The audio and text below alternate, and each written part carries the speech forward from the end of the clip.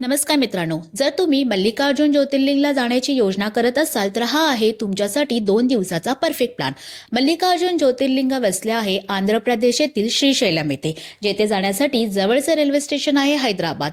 हैदराबादवरून तुम्ही बसने 400 रुपयामध्ये 8 ते 9 तासामध्ये श्रीशैलमला पोहोचता किंवा तुम्ही हैदराबादवरून 2 दिवसासाठी कॅब करू शकता, ज्याचा खर्च साधारणतः 6 ते 7 हजार आहे.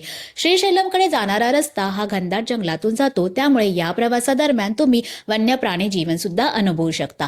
माझ्या या प्रवासादरम्यान मला दिसली ही नीलगाय. संध्याकाळी 6 वाजता मी पोहोचले ते हॉटेलला. इथे हॉटेल आणि सदन अवेलेबल आहेत, पण त्याचं बुकिंग तुम्ही अधिकृत वेबसाईटवरूनच करा. दुसऱ्या दिवशी पहाटे 5 वाजता मी निघाली ते मंदिराच्या दर्शनासाठी.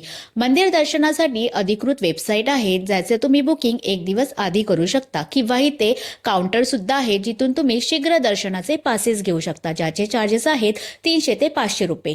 फ्री दर्शनाच्या रांगेमधून 1 ते 1.5 तासामध्ये आपल्याला दर्शन होते. हे एक ज्योतिर्लिंगाबरोबरच शक्तीपीठ सुद्धा आहे. तर या ठिकाणी मी कोणकोणत्या मंदिराला भेट दिली तसेच अजून कुठले प्लेसेस फिरली ते बघूया माझ्या पुढच्या व्हिडिओमध्ये. त्यासाठी मला फॉलो जरूर करा.